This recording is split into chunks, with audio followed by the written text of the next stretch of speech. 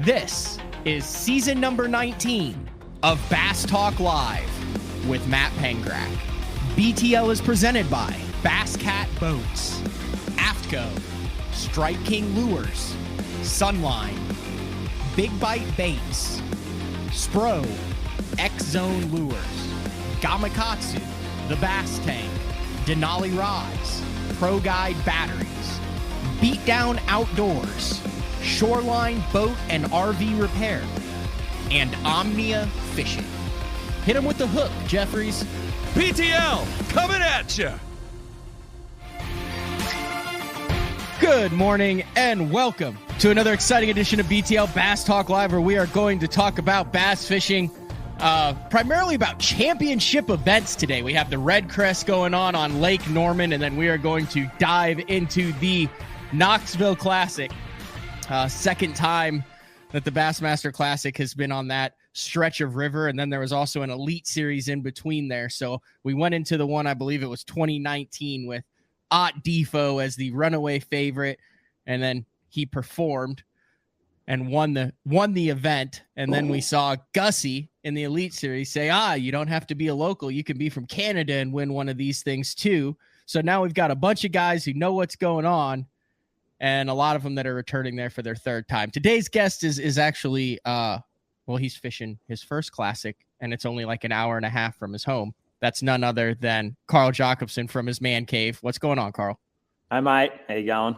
I Googled Dayton. So you're right on Chickamauga. Yep. And I Googled Dayton to Knoxville. It's like an hour and 25 minutes. That's pretty freaking cool. Yeah. We're a bit further down. We're in between Dayton and Soddy up on the mountain there a little bit, but it's still hour and 45 to the ramp, I think. So when I got to do a little bit of pre-practice before the cutoff of the first, I just drove across there for the day, fished all day, and then came back at night. So that had to be freaking awesome. Yeah, it was nice. I know how meticulous you are with your preparation. Obviously, you can look in the back and see, how well you keep your man cave and how well you prepare it. But this is the biggest tournament of your life that you're fishing in, the Bassmaster Classic, here in a couple weeks. Just from a strictly preparation standpoint, how many hours in do you think you are as far as planning, tackle prep, game planning? I mean, is this something that you've already got hundreds of hours in before this thing even kicks off in 2 weeks? Yeah, no doubt. I along with the Elite Series as well, but it was interesting. Like, I've had a good start to the season, and I've had several people be like, what are you doing, or what have you changed, or just asking why they think, and sometimes I'm like, I'm glad I got a little bit lucky this year and had a good start. But then when I thought about it, I'm like, I have put hundreds and hundreds of hours into prep. I've done like every single possible thing I can to improve in every aspect of my life, to advance in my fishing career as well. My boat, my sponsors, the way my stuff is rigged, my gear, my tackle.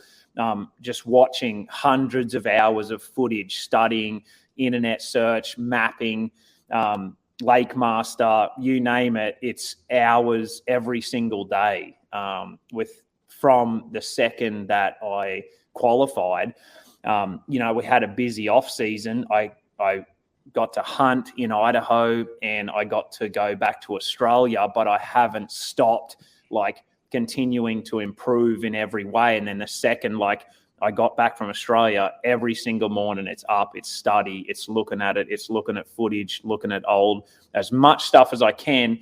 And you don't get caught up too much in it, but you also want to give yourself the best all round sort of experience that you can, so you can put a plan together when you're leading into these events, including Okeechobee and Seminole, the same kind of thing. But the Classic has been sort of like that top priority, but I also had to put it back a little bit and make sure that I was doing everything I can for the first two Elite events, and then go full throttle into the Classic. But it's been flat out. I haven't stopped thinking about it. Well, we'll get into the first two Elite events there, but you went down an interesting path. So I'm a thinker, Carl. I like the stats. I like a game plan. I'm going to spend my hard-earned money in the opens trying to get to the Bassmaster Elite Series. I feel like the haphazard, let's show up and see what happens approach just doesn't make sense in my mind. That being said, dude, I interview hundreds of guys on here, and some of the best in the world are like, man, you know, I don't want to overthink it. I just want to make sure I have my stuff and I go in and I feel it out as it goes around. To me, that's the most maddening thing in this competitive activity / sport, whatever you want to call this thing that is professional bass fishing. Yeah. Is you have guys who are super successful that are like, well, the key to me was I didn't do any prep, so I didn't have any preconceived notions. And that was the key to my success.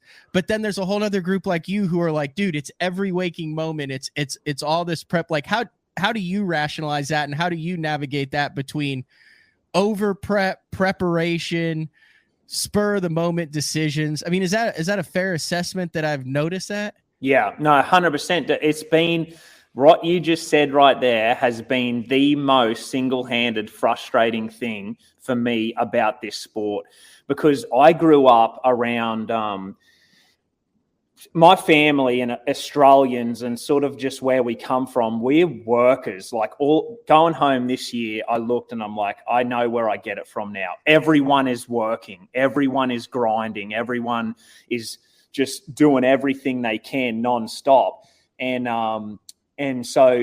then my family, with my uncle and auntie, my cousin, I grew up around, they did a lot of fitness stuff, CrossFit, triathlons, and then my cousin was a professional boxer.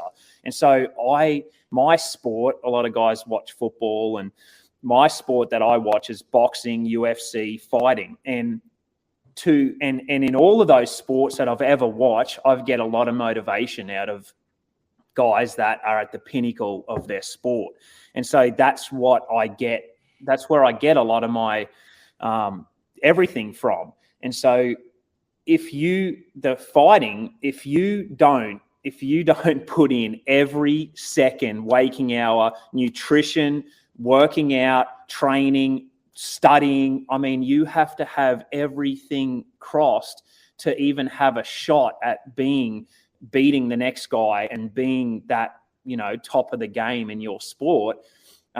So that's the approach that I take. And then so when you do all that, and then this guy beats you, that, you know, like you had, you know, Matt Robinson, everyone knows, but he's talking about taking Jello shots the night before the Elite Series or whatever, and staying up to 2 a.m. And then often he beats me and a lot of other guys. It is frustrating to me, and I've had to really let go of that, because it's so much experience. That's where it actually is. Like Matt and a lot of the older guys, like they've just fished so much that it's more that their experience over, you know, how hard you work. But the thing that I've changed direction at is, what do you class as success? What are you thinking is success? Are you successful because you won a bass tournament, but all of these other things in your life are scattered and falling apart or all over the place? But hey, you won a tournament. That to me is not success. All of these other things have to be in place for me to call you a successful person. Are you a good person? Are you giving back? Are you a good husband, brother, friend, you know, helping other people? Are you doing all of are you healthy? Because this sport is so unhealthy. You're constantly getting energy drinks and honey buns and stuff from the gas station and filling your body with that. Your joints all hurt. Your back's hurting. These guys can't even get through past 50 hardly anymore. They're so ruined. And I saw that, and I'm like, that's not who I want to be. And so when I see the guys that are able to be successful in bass fishing and sort of not have to put the work in, and they are just naturally talented at that, I had to put that aside and say, well, my relationship with my wife. I've got a beautiful family daughter. I've got great friends. I've got successful people around me. I'm healthy. I'm fit. I'm looking after my body. My sponsors are happy. All of these things, I think if you continually chip away, it takes way longer. You're going to have to work harder than the average bear. You're going to have to go through all of these brick walls. It's going to suck. But when you do break through that, you're going to have all the pieces of the puzzle together and not just be a good fisherman, that week. And I think that's where it gets, sort of gets confusing to people, because when I look at it, if you go all in on fishing and nothing else matters and you don't care about anyone else around you and you just go from one tournament to the other and you fish and fish and fish like a crazy person for 10 years, and that's all that it is, you better be successful, and you better be successful quick, because you're putting all of those other things to the back foot and you're only attacking that one thing. And that's a lot of what great people do. When you see the people that make it to that very pinnacle, that's often what they do. But when all of that goes away, you're going to have to one day look back and say, well, now what do I have? And what have I built through that? And whatever you put all of your effort in, that's what's going to improve. And so it takes longer to me, but my mindset has switched. This has been a longer process. I've had more setbacks. It has taken longer, but I've put way more of the pieces of the puzzle of life together to be like actually what I call truly successful. Like you wouldn't even be able to comprehend or think about what you just said 8, 9, let's go 10 years ago. Whenever I knew you, when you were living on Fred Rabanus' couch, I mean, you literally were that guy back then who was, it does not matter any other part of my life. I just need to be on the water. I just need to be catching a bass. And you didn't have that perspective back then at all. Like it's crazy how I guess that's the word. I guess, gosh, dude, I looked at this and it said on your profile that you've been like doing this for 13 years now. And then I look at my age and I'm like, holy cow, we're like grown ass adults now. Yeah. Even though it still doesn't feel like it. But I remember back then it's crazy, the maturity that what you just said based upon what was important to you when you were couch surfing and living in Gene's garage and living on Fred's couch and just literally traveling around night to night for years. Yeah. Forever. Like, that's what got me the big jump. That's what got me to the elites. That's what got me. And even when I met Kayla, it was just all about me for years with Kayla. It was like just me and my dream and my goal. No one's getting in my way. And what happens is when you have those bad events and all those bad things that happen to me, they hurt so much worse, because that was all I was attacking. That was all I was going after. And when then it didn't work out, I'm like, what your whole life? Yeah. What have you got to do? It was so frustrating. And it's when I sort of let go of all of that and realized that, there's a lot more to life than, winning a bass tournament and doing this. And why have that if you've burnt all of this stuff around you? You haven't stayed in touch with your family. You haven't called your mom. You haven't, the family at home. Yeah, exactly. I really do. I need to. It's been like 3 days. And then, come on, Carl. And then you're away forever from your family. It's a tough life, but you've gonna have to balance all of those things up. And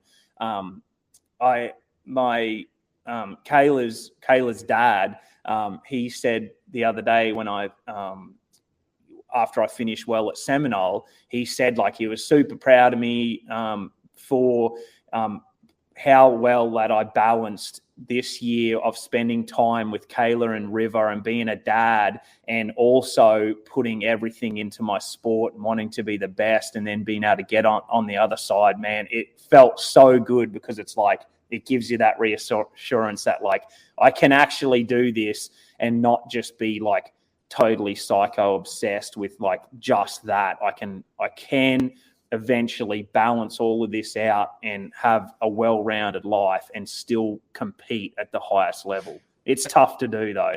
No, I think that's like, I would venture to say the majority of BTL listeners, I think we all are in some sort of weird mental battle like that, because you think about it, a lot of guys, let's say like you, Brandon, a lot of the professional, Jordan Lee, Lucas, you kind of reverse engineer it, right? You're obsessed with it, you make it, and then you learn how to have a family around that. But the majority of the listeners, talented anglers, BFL anglers, Bass Nation, Open, Toyota Series, that want to do this for a living, are saying, okay, well, I have the family, maybe I have the kids, we're in basketball or ballet or whatever. So how do I fulfill my life by chasing this passion that I'm in, knowing that I'm getting older every day, without mitigating or without detracting from the responsibilities of family and life and quality of life for them. And I think that's a pickle that a lot of guys find themselves in, is they have this and now they're trying to figure out how to take the next step. Yeah. And I think that's why I think that's something that a lot of people struggle with. But what you're saying is like, you're saying you can have both. It's not, hey, you don't have to throw away one to have the other, or vice versa, which I think is really important to hear. There's not a lot of guys who talk about that. This is like life talk live, not bass talk live right now. Well, it is a little bit, because the bass fishing road is, I've seen the inside of bass fishing, the road and the path that it takes, and the wear and tear it has on friendships, on family. And you can't do everything. You're not going to have it all. You can't go to you're going to have to sacrifice massively. But what I think I did, all it is it's going to take longer. That's what you got to understand. It's going to take longer to achieve if you want to have all of those things in place.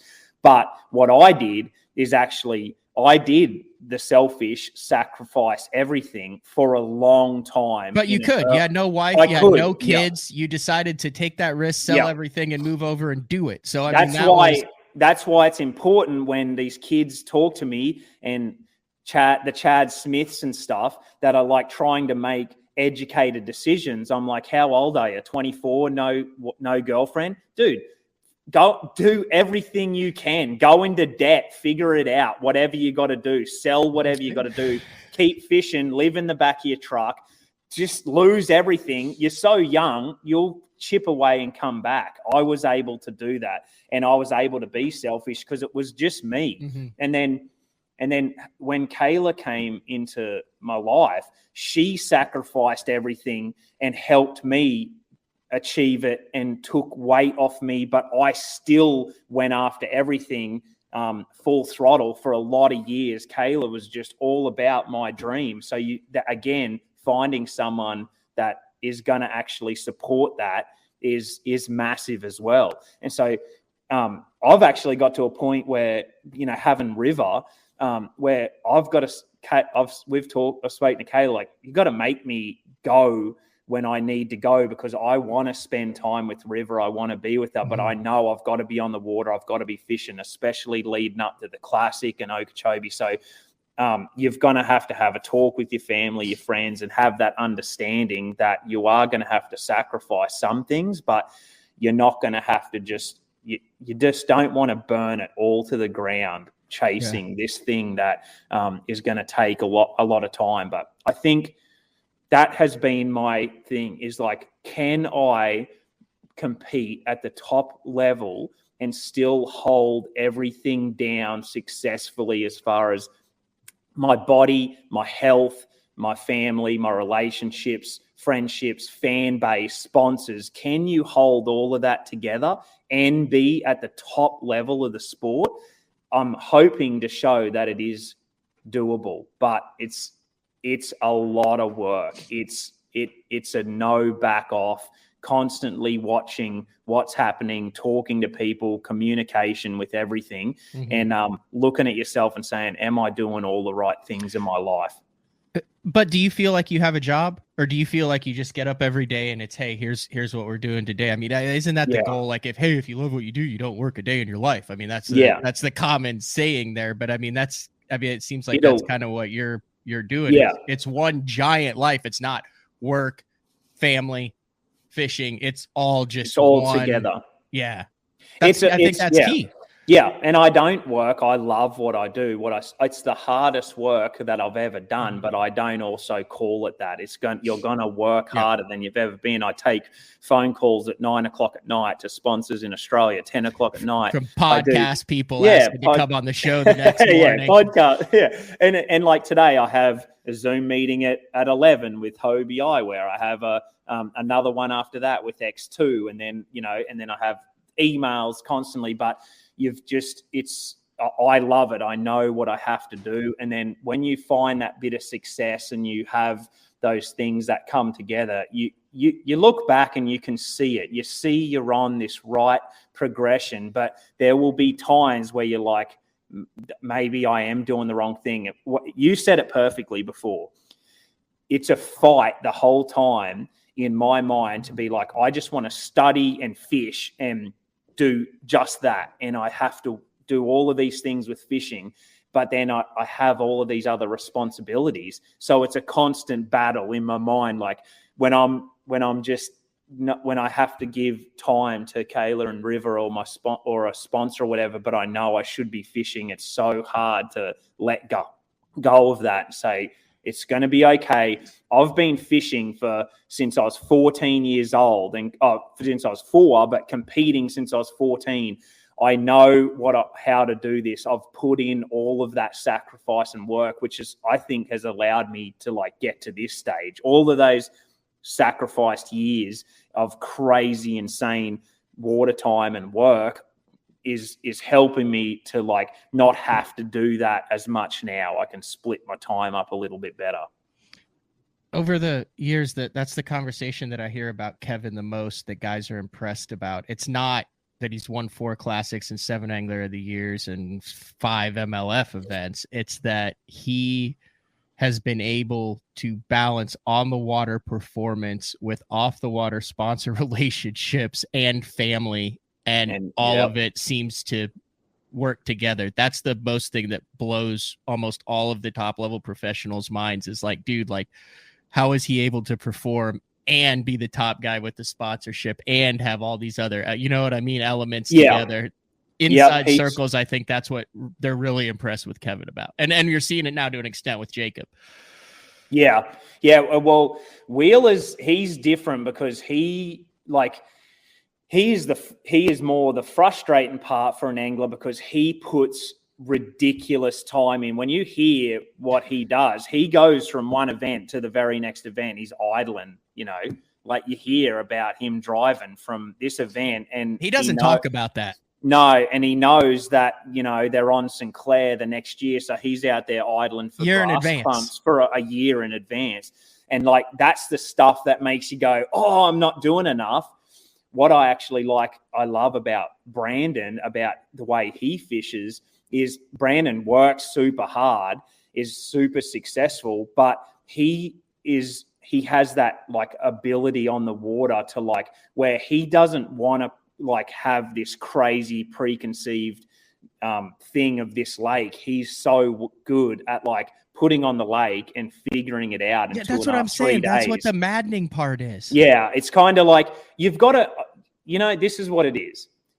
Pick what you're good at. This is the mistakes that I'd made as a younger. I looked at Iconelli and Aaron and these guys. They fished they were on the water half an hour before it was even light. And when you came in at 8:30, 9:00 at night, it was 10 minutes before you had to be off the water, and their trucks were still there. And then you were you felt bad because you came in 10 minutes early. And then they get back, they fuel up, would rig. It would be 10, 11 o'clock at night. And then they would be waking up at 3:30, 4 in the morning and going again. And I tried to emulate that and just burnt myself into the ground. It didn't work for me. I can't I couldn't function off that. And so then you hear stories of Hackney who would go out for 2 days and figure a bite out and then not even practice on day 3 and just get his tackle and boat and stuff rigged and say, I've got a plan. I'm going to go after it. This is the 100% key. What works for you? Don't worry about what I'm doing, what all of these other guys are doing. What works for you, that's going to be the thing that works best. And if it's not working, change it up and mix it up. But like, don't try and fully emulate what these guys do, because it mightn't work for you. But you do have to put in the time, it has the sacrifice and the effort to find out what works for you. You can't be consistently sucking and saying, hey, this is what works for me. This is what I'm doing. You have to go through that gauntlet in order to figure out and to truly know and believe what works for you.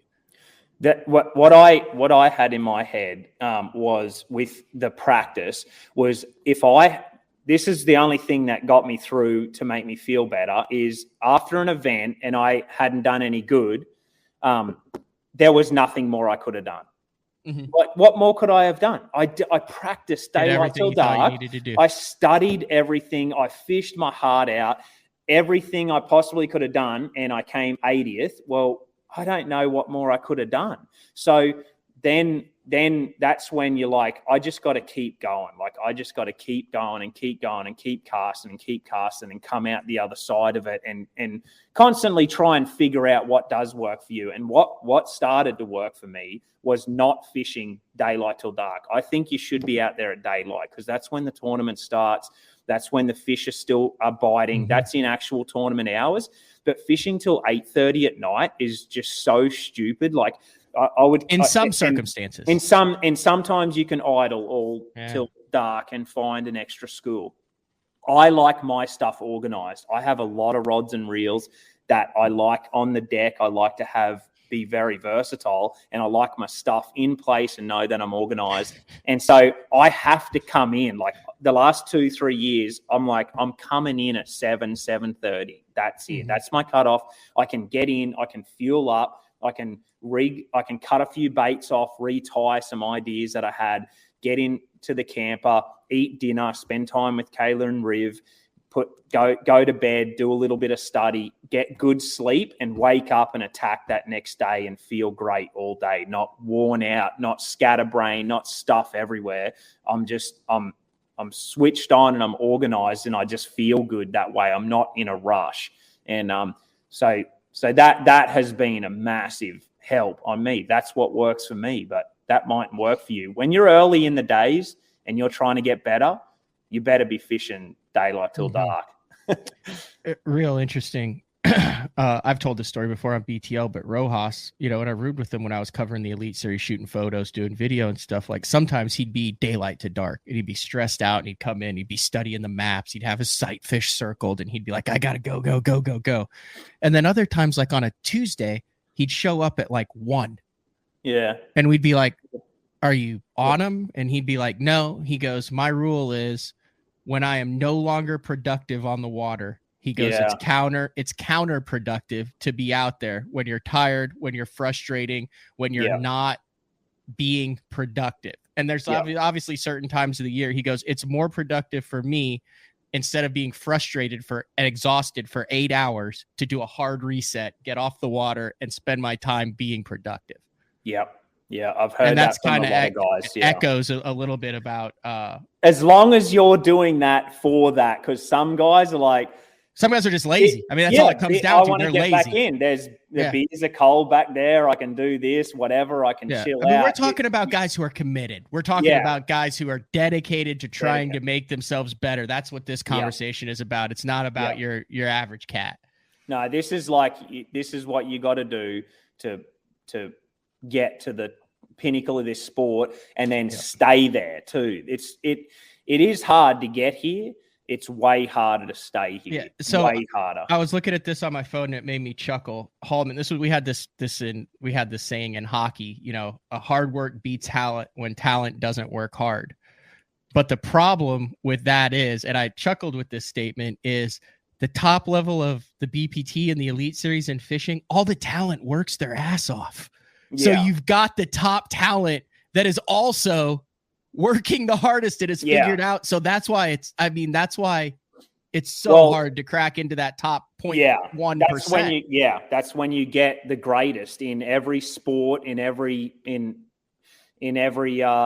sport. That's when you get the top 0.1% of people. Is you have the talent. Fighting, basketball, football, hockey. It doesn't matter. You have the talent, you have the skills, and then you have a ridiculous work ethic that people are just like can't keep up with or can't understand.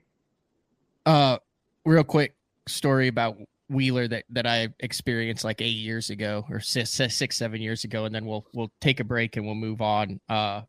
We'll move on to some actual tournament stuff because you have absolutely flipped the script on your career to start things out this year, Carl. Media event Toledo Bend. You have to go out with media guys like me. You don't have a choice. You're stuck for 3 hours, right? Yeah. So when this goes down, and it was a Jean LaRue one when Wheeler was with Jean LaRue. We're at Toledo Bend. I had a little list of things that I needed to shoot with them and some photos, and we get it knocked out in like an hour and a half. So I've got everything that I need. So we have another hour and a half.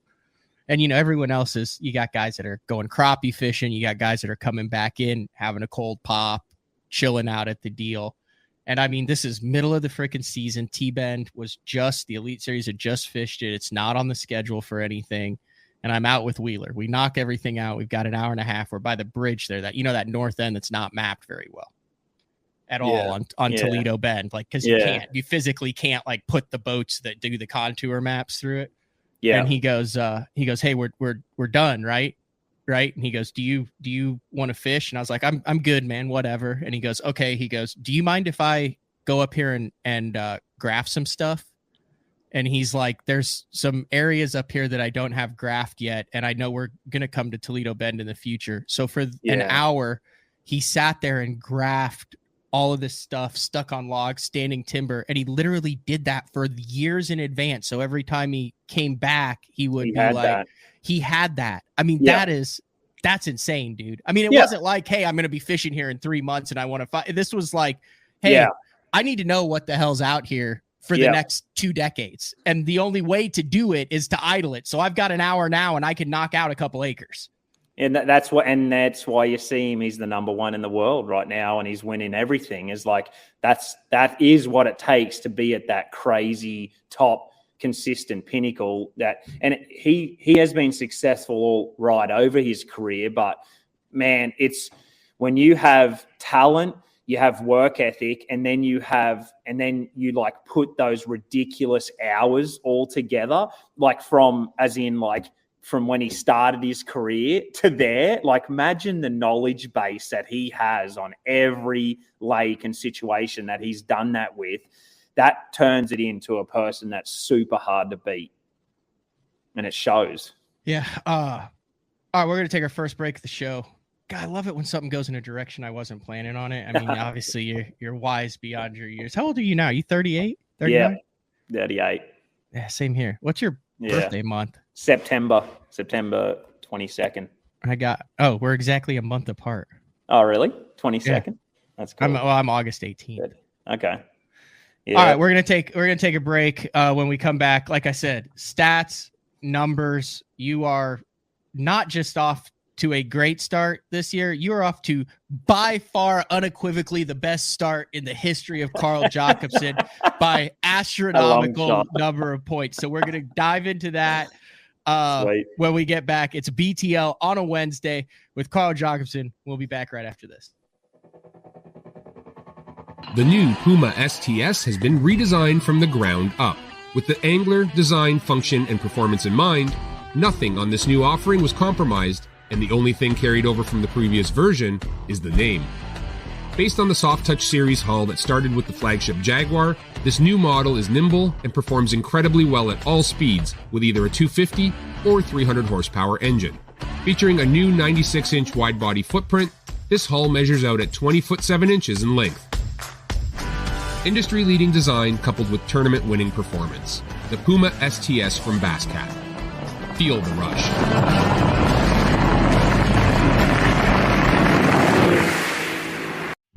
Elite Series Pro Daryl Gleason here. My Pro Guide batteries keep me going on those long tournament days and long practice days. Always plenty of juice, never fail. The best part about Pro Guide batteries, it's the people behind the company.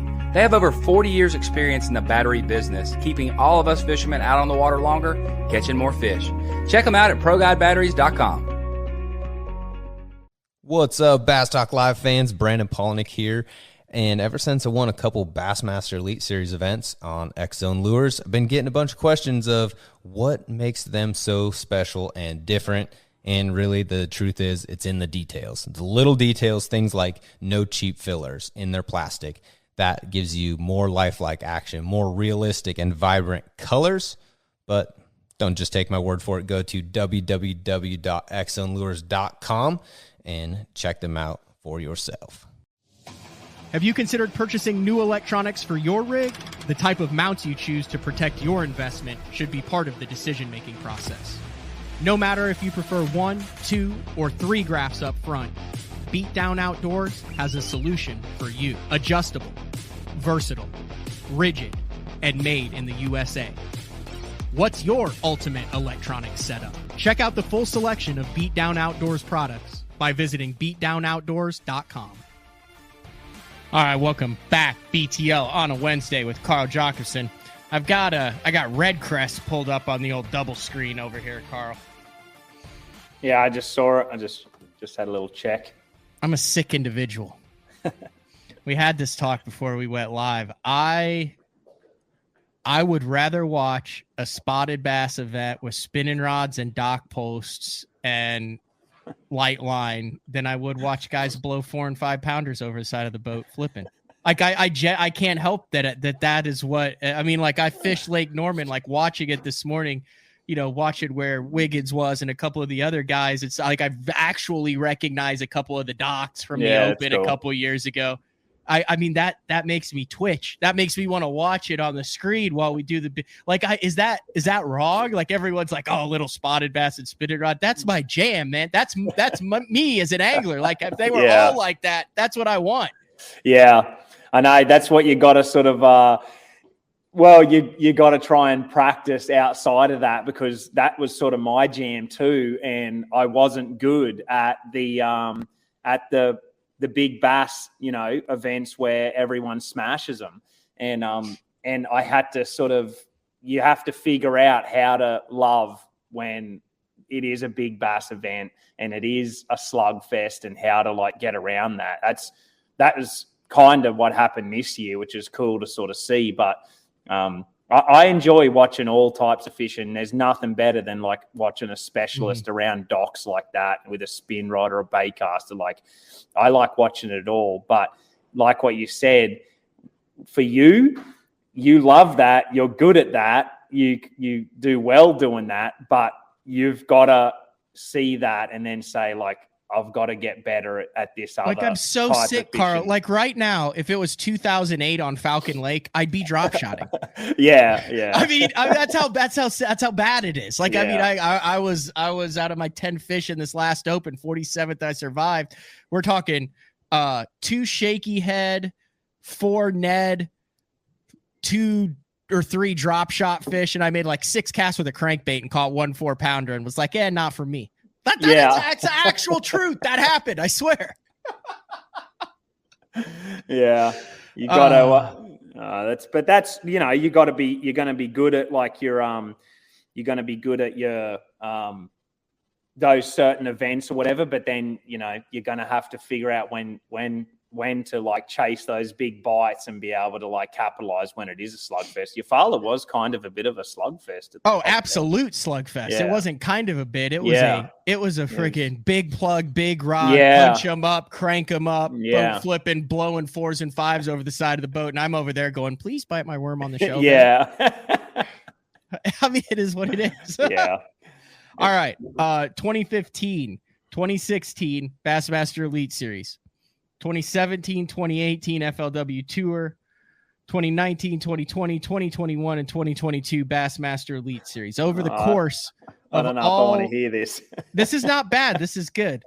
3, 4, 5, 6, 7. Over the course of those 8 years, you obviously have 16 events. Each year you have your first 2 events out of the year, right? Yep. And that's basically a quarter of your season. So maybe a third of your season when you fish 6 events with FLW. Yeah. A third to a quarter of the season. That's a lot, folks. Yeah. It's 25% or 33% for those who are not math wizards. But over the course of those years, your average finish over the first 2 events, 68th place. Ouch. Dude, you every single year of your career have started the first quarter of the season in a hole. Yeah. And have Every come year. back to be very close to just miss the Classic. So, dude, you have not fished a year where it has not been an uphill climb. Did you know that? Yeah. I probably didn't know it until now, but I sort of I would know it if you sort of told me, because that's how it's always started. I'm like, I'm in a fight again. I'm going to have to fight my way out of this corner. It's just the feeling that I've had every single year since 2011. Your best year would have been 2020, where you started out with finishes of 57th and 44th. Otherwise, like each year, first year, you had 105th, 104th, and 88th, 108th, and 87th. Yeah. But this year, 2023, 6th place Okeechobee, 11th place Lake Seminole. You are averaging an 8th place finish over the first quarter. You're second in the Bassmaster Elite Series Angler of the Year standings. And that has to feel freaking great. Yeah, it's unbelievable, especially leading into the Classic. It feels really good. It's been a special month, a special year. Special 2 events. It could not have gone any better. We had Scott on the road filming. We captured it all. It's cool when you have visions of what you want to do. You work towards them and you work super hard, and then it pays off. It's like, wow, this is a good feeling, because it doesn't always go that way. If you were to point to a couple of the biggest factors that you think resulted in the 2 top 11s to start, what would those be?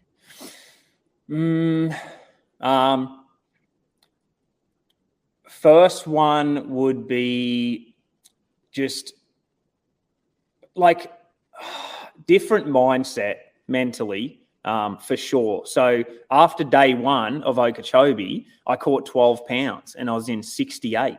It's literally your average finish for the first 2. I'm like, here we go.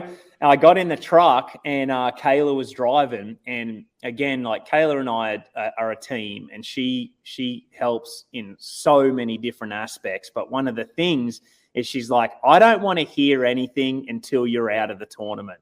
Like, don't say anything negative until you're out, because so many times you've made a comeback and you complained and whinged the day before, and then you catch a giant bag. She's like, when you're out and you had a bad one, she's like, you can have a day to suck and then back on the train. Let's go.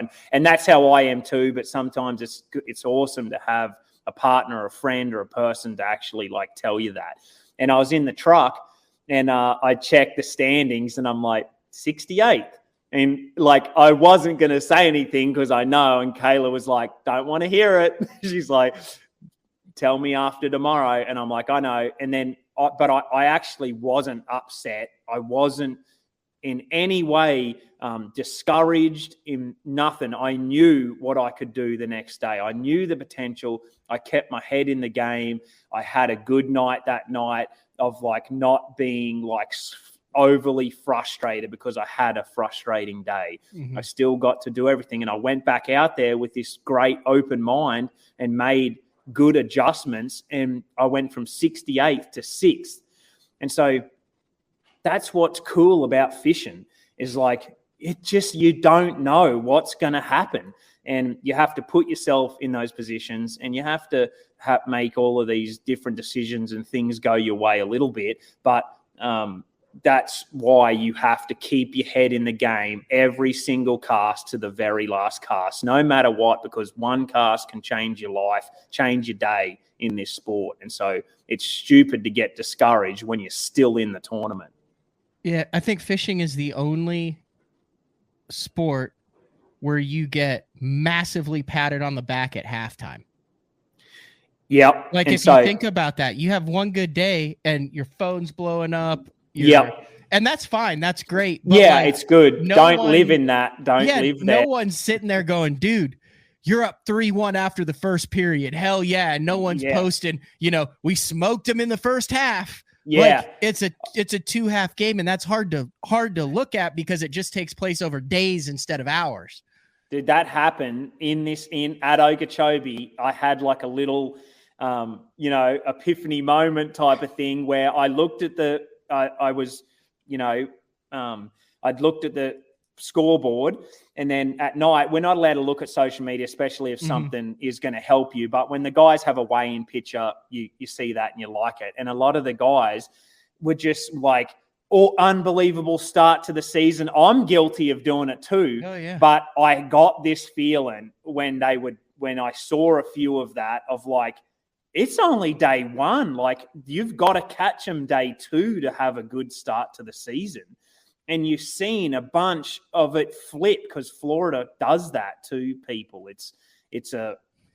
You've got it. No matter what happens in Florida, you've got to catch them day two. That's the day to catch them. It doesn't matter about day one. It doesn't even matter if 35 pound, if 30 bagger. Yeah. If you have a 30 plus, and that's what Bernie did. Like Bernie had a giant and then 8 pounds, but like sometimes that big bag carries you right through the entire tournament. But yeah, you have to be like, humble in a way of like, yeah, I caught him today, but like tomorrow's the actual real day I have to catch him. And that's, that made a difference to me of like just not letting that day one affect your day two. I got to ask you a couple classic questions just to be the first, because you're going to be one of the guys that gets a lot of media and publicity for this. And then, like I said, I know you've got other meetings coming up today, so I'll let you go. But I mentioned a lot more history on the river this time around. There's been a classic, there's been an Elite Series event. You've spent some time on it. Do you feel like this is going to be a very educated field for the 2023 Classic out of Knoxville, as far as guys, a lot of the field being in winning areas? Yeah, for sure. You just before Ott Defoe's Classic, you could hardly find anything on Fort Loudon and Tellico. You didn't know which way to go, where the population of fish were, how they acted, would smallmouth play. You could see a couple of those old FLW ones, and they were always in the spawn. I actually fished a PAA event as a pro in like 2012 or 13. I was the media guy for that event. Like I was the PAA official really media guy. Yeah. That's cool. I was staying with Fred and a bit of a house of us. And I think Brandon was like leading after day one or something. He had like 22 pounds. But yeah, so I had fished it way back then. But yeah, you just could hardly see anything on it. And now you can really dive into it, but that can be a mistake too. You got to be careful because a different time of year, warming trend, all of these things. So you got to put all of those pieces together, have a good, educate yourself as best you can, but also make sure you're not like putting it all into that, because you'll get there and someone will be leading up the Tellico River as far as you can go or something, and you're like, I didn't see that coming. And that's how the Classic will get won. It'll be someone going out of the box, doing something a bit different, because, 3/4 of the field have these preconceived, these creeks, the stuff with Gussie, all of that is, and it could play still, but the weather is different this time. It's going to be a pretty cool Classic. I think it's going to be one of the best ones ever. Is it hard for you to focus on the water performance when crossing that stage has driven so much of your life from such a young age? Yeah, I actually thought about it just the other night. I'm like, I didn't get sad, but I'm like, it's kind of crazy. It's kind of sad in a way that like that chase, I got there after all of this time, 20 something years of thinking about it. that the chase is kind of going to be over when I walk up that stage. I'm going to finally actually get to experience. Are you going to cry on day one, regardless of whether you probably? have one or none? Yeah, I don't know. I what bet I'm you going to are, do, dude. Because think about yeah, that. it's stupid. It's so ridiculous that I'm going to be You're up totally there. It's gonna not cry. even, and just the Aussies and have my family there. It's going to be a battle to keep my emotions in check. Oh, you're going to be a mess. Yeah, but I got to make sure I check them, because it is about, like, I can change my whole life again, because I'm not just there to be in the Classic. I'm there to compete. I'm there to win. I want to win. I could make history again and be on bass fishing's history for life. And that's what I've put all of these work into, to be there. So I can't let the emotions affect me too much. But there's also nothing that will hinder the feeling I'm going to have when I'm up there that week. Whether I catch them or not, I'm going to soak in every single moment I'm up there and I'm on stage, and I'm able to, like, finally, like, live out my dream that I've been dreaming for so long. And the thing that doesn't make me sad about not having the chase anymore is, like, my dreams have grown. My dreams continue to adjust. I want to win Angler of the Year. I want to win a Classic. I want to win more elite events. I want to be a part of this sport in a big way, not just here, like just here. I want to be actually competitive, and I'm getting there. But yeah, the goals and dreams always adjust. So you are always chasing. You're always trying to get better. That's a big thing of why I'm here, is because I always am trying to get better. I'm always trying to learn. I'm trying to improve in every aspect. That's got me to here. And then now you got to actually take it further and try and win this thing now that I'm actually in it. How many people are coming over from Australia? We think, we don't really know, but there's like ABT, Steve Morgan and Nicole, who run the tournaments over there. They put a trip together to help, Aussies, just because they know the travel and how it works more. And they've got 20, like a group of 20 coming. Yeah. I mean, that's not easy to go from Australia to the friggin' middle of Tennessee. It's crazy, dude. The money, people, and time, like the fans. I think there's probably going to be about 50 Aussies, yeah. Everyone's going to have the shirts and jerseys on, and they're going to go nuts, and we're going to do the oi, oi, oi thing, you think? Oh, yeah. You'll hear that going on the stage for sure. And then all your family, all your friends and family, too, from the States here. So that's going to be special, man. Yeah, Kayla's side of her family, a bunch of my family. It's going to be insane. It's going to be so cool. It's going to be something special. Well, dude, it is March 8th, and you know everything you've talked about and everything. You literally have the year and have worked hard and put yourself in position. You have everything in front of you still. That's cool to have everything in front of you when you think about it. Yeah. No, it's cool to. Man, it's a tough one to think about. It's like you go through so much. Like this sport, the highs and lows. The lows are just so low. Just suck, but they're the things that like push you. I remember that feeling of like the feeling of not catching them and getting kicked out is so bad for me that's why I work, because I don't want that feeling. I remember one morning I was going home at early in the morning, like back to the man cave or something. And I packed up and I left this hotel, and the boats were going to the ramp for the top 12 of the open or the elites. And I passed them. Dude, I got a knot in my stomach. I felt sick. I could have spewed.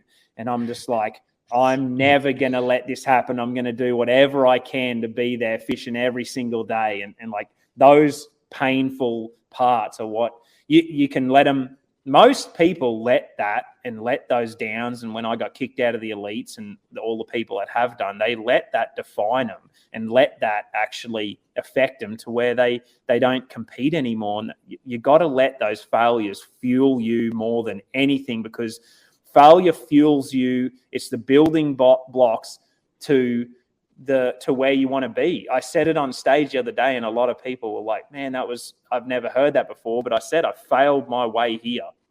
Mm-hmm. I've continued to fail my entire life, and now I'm at right where I want to be, right where I need to be.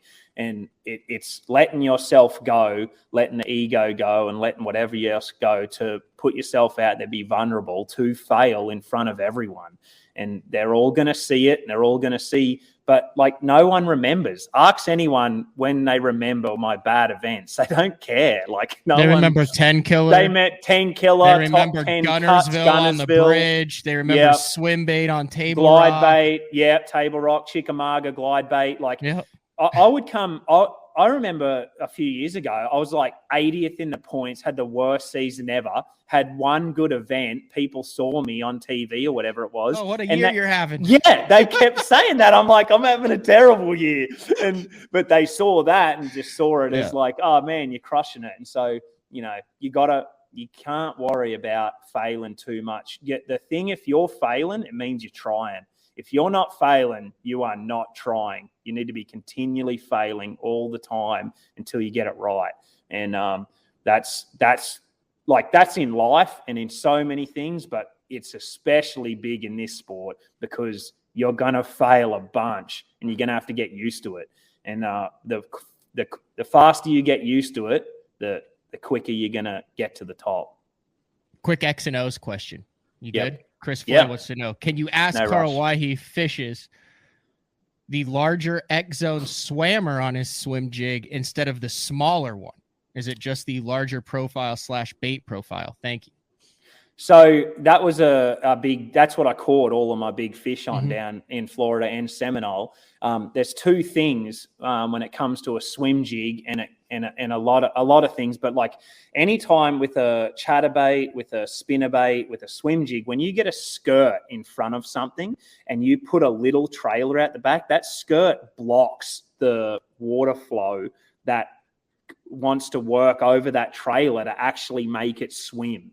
And so if you tuck something in too close to that skirt, it can't actually get the flow it needs to have the correct action. So having when I'd put a 4-inch trailer on there, it wouldn't swim like what the 5-inch one would. So that bait being back further would get the flow, and it would make that swim jig rock, and it make the paddle tail go. And it would swim on the fall, and that was a big thing. But the main reason it was bigger is because just over the years and through glide bait fishing and big bait fishing, I've learned that, and from visually watching bass, if you see a bass hanging around a bed or hanging on a stump and when they're about to bed but they haven't made a bed yet, they get territorial. And if you can see, sometimes a bunch of bluegill will be all around that bass, and they'll be little, and the bass doesn't care. The bluegill will swim around it, and that bass just doesn't even budge. But if a big bluegill swims in around there, that thing will take off and chase it and try and get it away from there. They don't like that bigger thing because they're territorial, they're guarding that area. And so that big swim jig was the key to getting all of those big bites. When it fell and got down around those big bass, they just attacked it because it was kind of in their zone where they didn't want it. If it was little enough, those big ones were just like, you're not going to bother me. So there was a few different factors, but watch how things swim in the water and you'll learn a lot. Watch how the bait swims. How does it react when you move it? How does it swim when it sinks? They're all the little things that I'm looking at. 3/8 ounce, when it pulls the swim jig down, it doesn't pull it fast enough for the tail to paddle. The tail would stay stiff until it got enough speed to start paddling. And just that little gap of that swim bait not swimming was enough to like get 0 bites. But the 1/2 ounce pulled it down fast where the paddle tail actually swam on the fall instantly. And so when it was sinking and swimming, all the vibrations and all those things that those fish didn't like.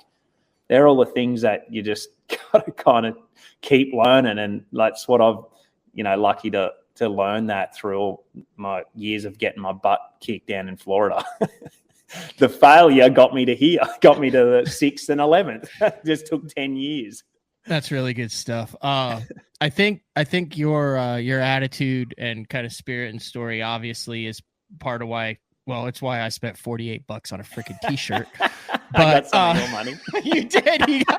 I was like, I'm getting one of these. I'm like, oh golly, Carl's eating steak at the classic every night. On you. On me. Yeah. But no, I mean, I do the clothing thing, and it's astronomical by the time you do the ship it in, handling, and then they get theirs, and you do the printing and you send it out. But I just wanted to throw this up outside of, for those who are interested, it is just fearmyheart.com. It talks about the whole story on here, bunch of different, a lot of AFCO stuff on here too, but a bunch of different apparel, hoodies, stuff that you can and kind of do the whole, the story of Fear My Heart. So definitely something worthwhile and cool to see everyone.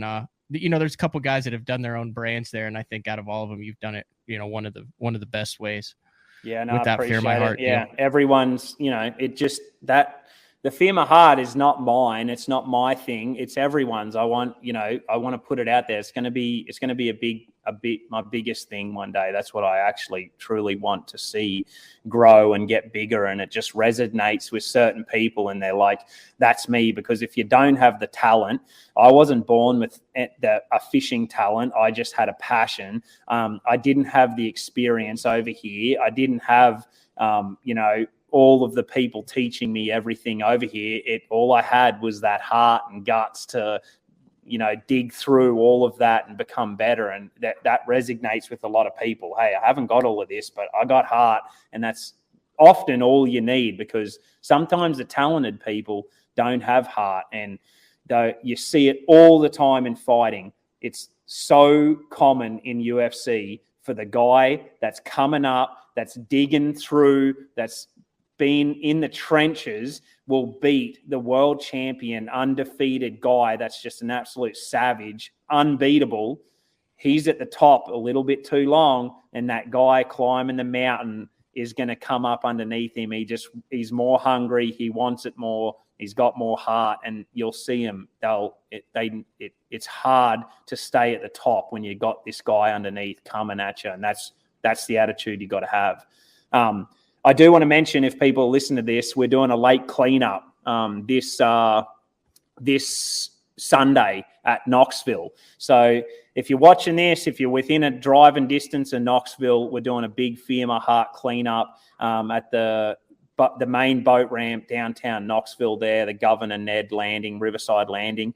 And there's already a ton of people. We've got a bunch of prizes: Fear My Heart, Mustang, Yeti, Skosh. We got prizes, free Hobie eyewear for the first 20 people. My sponsors really got behind it, and we're going to do a massive 3-hour lake cleanup and try and make it look decent as best we can for everyone badass. Coming in at the Classic. Yeah. That's really cool. So if they want more information on that, about when, where, who, what, where do you go? Jump on my page. Just jump on my Instagram or Facebook and have a look at the last few recent posts. And there's all the info. It's 9:30 till 2 on this Sunday, the 12th, March 12th, downtown Knoxville. And it's going to be a super cool day. You'll see your Fear My Heart tent put up. You'll see my truck there come down, sign a waiver, and we're going to have a cool day of just cleaning up. So you don't end up back on the streets if someone twists an ankle picking up garbage. Yeah, someone just roll their ankle and they're like, "I'll take all of that." I know you've got an inspirational story, but looks like you're going to be starting over in about 6 months after my lawyer's done with you. I need a new truck and home. Thanks for that. Appreciate you. Appreciate your heart. You inspired me to sue you. I'm going to do it as best I can too. Yeah. I'm going to put all my heart into it. I'll never give up. Thanks to you. Thanks for the inspiration. Gosh. All right, Carl, that was good stuff. I appreciate it. Thank you very much. You got a lot of people pulling for you. And like I said, it's been about 7 months since you've been on BTL, and I was going through the guest list. It was like, dude, like I said, you'd be perfect for this. So thanks for jumping on. I was thinking today before I was jumping on, I still remember the first interview that you and Mark gave me. I was in the, it was like you were called a radio show. It wasn't like a podcast, I don't think. It was like, and I couldn't believe that an American company wanted to. We were the first interview, right? Your first real American interview. Yeah. And it was just a phone call. And I was in the car park at Lake Champlain of some cheap hotel. Because in you Lake were practicing Champlain. with Fred on the Elite Series, and everyone was like, "Who the hell is this guy?" Like, you didn't really talk. You just kind of sat there. You're a young kid, and Fred's like, "I don't know, some dude from the U.S. Open who just follows me around." I picked him up, and That's serious. But then, like, I was single, you were single. We're freaking in our early 20s, like walking around. So then we got to know each other. We go out and have a beer and hang out, and then you would take that single mattress in Oklahoma and be like, "I bet, where are you staying at for the nickels?" And we're like, "Oh, we got like a double queen That's bed." right. And you would put the freaking single mattress in between the room and sleep on it. You'd be gone before we got up. You get in late. I mean, yeah, it's good crazy. times, Yeah. Like you were the first one to sort of just like, when I tell people, a lot of people be like, "Oh, that's cool," but you were like, "What are you doing?" Like, and you sort of like really were like, your story's crazy, and you always just kept up with that. And it was cool. Yeah, you saw me, like your father and stuff. Like, I thought it was heaven that I could put my single mattress in that hotel room or whatever, like I was like, "Oh, not in the back of the truck. That's awesome." And you were obsessed with, are you still upset? You were obsessed with like 16th ounce blade baits. That was like your thing. Like anytime, like when we fished together, probably a half dozen times in a couple tournaments, anytime we weren't catching them, you went to a blade bait. Didn't matter the time of the year or what. And you went out deep and started. I mean, that was your confidence bait. Well, what happened was it was big in Australia, and like when you would target bass, that was all that you would catch, are those Aussie bass on the blade bait. That's all that was there. And then I moved to California, and it was with Gary Boyd, the only person I knew in America. And so I was living downtown LA. It was crazy. But Lake Pyramid and a few of those lakes were really close there, and they were crystal clean, and it was cold early in the season. And we went there, and Gary taught me how to drop shot and shaky head, and he taught me all of these things. And we were catching bass. Well, I put on one of those blade baits that I had confidence in Australia, and I started throwing it up on the rocks and just let it sit on the bottom.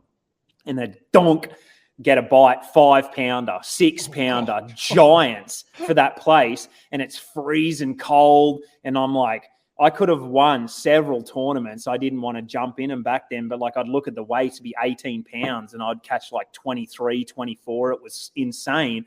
So when I moved to get out south, I'm like, I've got like the silver bullet, this is just going to crush them. If you vibrate that thing, it's like crappie, bluegill, catfish. Dude, that's what I remember. Drum, everything we caught but like a bass. 11 species on that cove in the chute in Eufaula. And I just remember thinking, my God, this thing catches everything. And you had like it on like 6-pound test, and you'd be like, "Oh, there's one." And it'd be drum, crappie. It was everything that swims except a quality bass. Yeah, no quality bass in the South will eat that thing, especially if it's not freezing. But there'll be a time. You watch. It'll happen. Watch, you're going to win the classic on it now. And we can come back on this thing. All right, Carl, I'm going to let you go. I greatly appreciate it, man. That was a heck of an interview. Yeah, good to talk to you, mate. Appreciate you having me on. All right, see ya. All right, that was Carl Jocumsen. That was good stuff. All right, we're going to dive more into Red Crest a little bit when we get back, talk about what we got coming up the rest of the week. And next week, it is BTL on a Wednesday, and we'll be back right after this.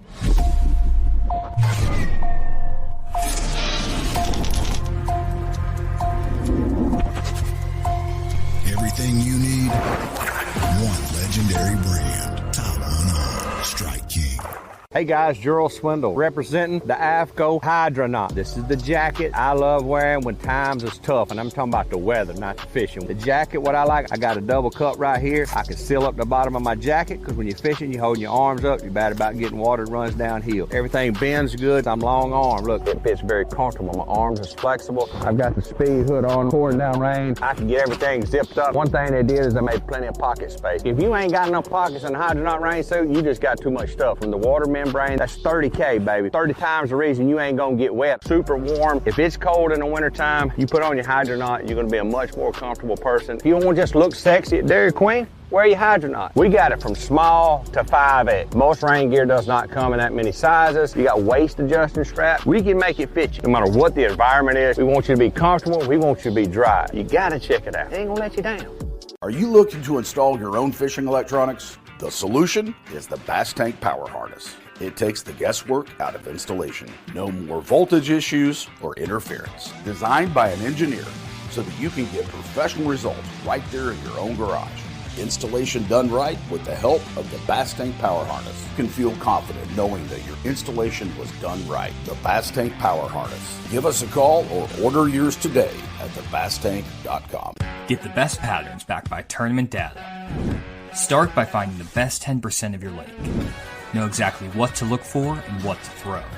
After that, you just put them in the boat. Try the Deep Dive app today. Look at that beast right there. All right. Boy, that snuck up on me there. I was texting. So I've got kind of some breaking news. We're doing a very special show tonight, 8 p.m. Central Time. Myself, Matt Steffen, potentially some other guests. We're doing the Bass Fishing Conspiracy Show.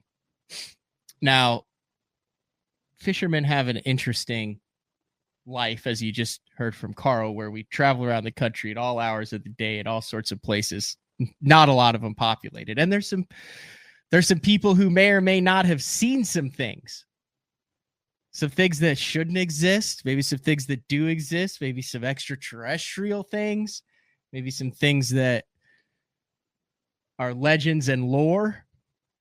Anyway, we're going to talk about them tonight, 8 p.m. Matt Steffen, myself. I've seen some crazy stuff. I've seen some stuff that should not. I mean, let's just say I saw a ghost bride at the Castle Boykins boat ramp at 3 a.m. in the morning on a foggy full moon at Sam Rayburn. I did. I saw it. I'm going to tell that story. And Matt Steffen, if you go back a couple years in his his YouTube videos, he's also seen some interesting things in his life. So I think we've also talked maybe a couple other anglers who have seen some stuff and really not talked about it before to get on tonight for a special conspiracy theory episode of BTL. We'll call it UTL, the Unexplained Talk Live. Had to be careful with that one. So that's what we have going on tonight. I mentioned it just briefly with Carl on there, but man, I don't know why I'm so obsessed with the spotted bass derbies. Like, I really like them. I think spotted bass are the most underrated. I think spotted bass are the most underrated species out of the three bass. They don't get the respect that they deserve when it comes to tournaments. Love catching those things. All right, tomorrow. Day 4, number 106, with the man, Frank Scalish. I'm not sure what we're going to talk about. We're probably going to talk about spotted bass based on what's going on with Red Crest. That thing is like 6 days. And right now, Dustin Connell, guy who won 3 tournaments last year, leading, qualifying day 1. Edwin, former Red Crest champ, in 2nd. Zach Burge in 3rd. You see some very familiar names with spotted bass: Justin Lucas, Jesse Wiggins, Brian Thrift, Brent Ayler, Matt Lee, Greg Vinson. Dude, those are all either Alabama guys or guys who like catching spotted bass. So things are shaping up at Red Crest over on Lake Norman, and things will be shaking up with day 4, number 106 tomorrow. But first, 8 p.m. Central Time tonight, a live night show, BTL at night. Unexplained Talk Live. Professional anglers coming on to talk about some crazy stuff that they have seen. This is the stuff that we talk about like over a cold one after the tournament, where it's like, oh yeah, well, I remember this one time and blah, blah, blah. And everyone's like, no way, no, you didn't. I was like, dude, are you willing to talk about this on a show? Heck yeah, why not? Well, come on. So that's what we got going on tonight, 8 p.m. This has been another edition of BTL Bass Talk Live. Massive shout out to Carl Jocumsen for kind of opening the playbook, opening his heart, and talking about all things Bassmaster Classic and his rise to the top in his 2nd place standing in the Angler of the Year on the Elite Series after 2 events. We'll talk to everybody tomorrow.